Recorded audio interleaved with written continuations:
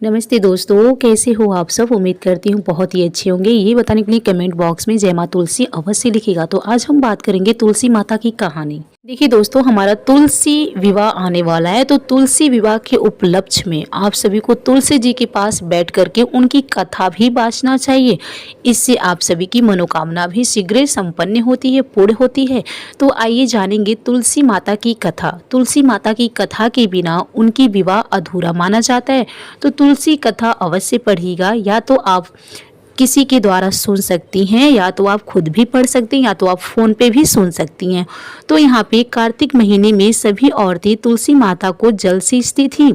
सभी तो जल सींच कर आ ही रही थी, लेकिन एक बुढ़िया माई आती और तुलसी माता को जल सींचते हुए कहती हैं, तुलसी माता सत्य की दाता, मैं तेरा बिड़ाला सींचती हूँ।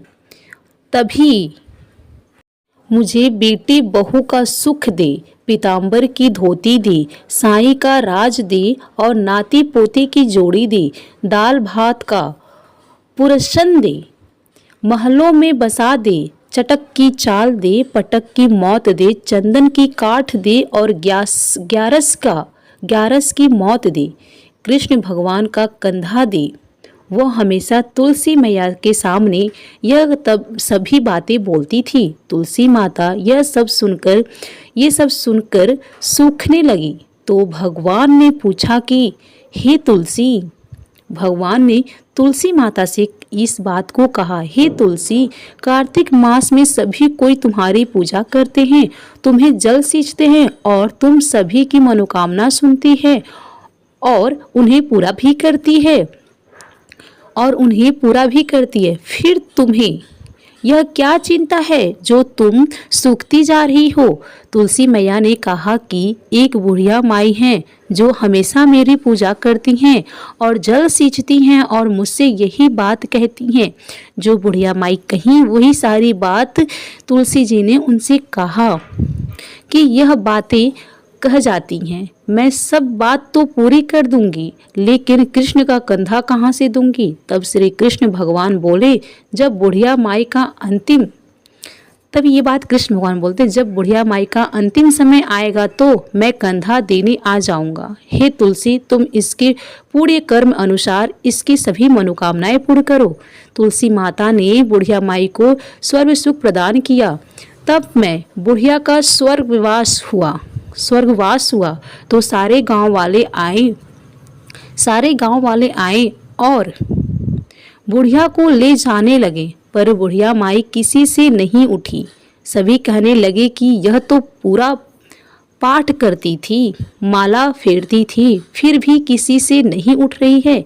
इसके मन में पाप था, इसलिए पाप के बोझ से ये भारी हो गई है।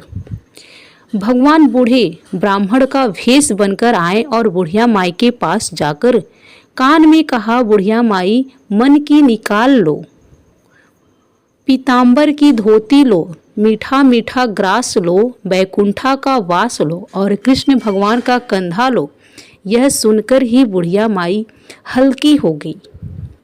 इतनी बात सुनकर बुढ़िया माई हल्की हो गई और भगवान उसे अपने कंधे पर ले गए और उसे मोक्ष की प्राप्ति हुई। हे तुलसी माता, जैसे उसकी मनोकामना पूर्ण की वैसे सभी की करना।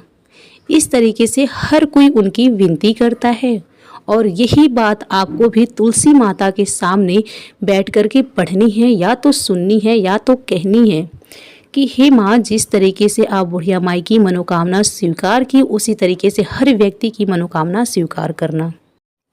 अगर आप सभी को मेरी वीडियो अच्छी लगी, बताई हुई जानकारी पसंद आई, तो प्लीज़ मुझे एक लाइक ज़रूर कीजिए। मुझे बहुत ही हिम्मत और प्रेरणा मिलती है। अगर ऐसी जानकारी चाहते हैं फिर से, तो मेरे वीडियो को सब्सक्राइब कर लीजिए। नीचे बेल आइकन बटन है, उसको प्रेस कर दीजिए ताकि आने वाले हर एक नोटिफिकेशन वीडियो आप तक सबसे पहले पहुँच सके।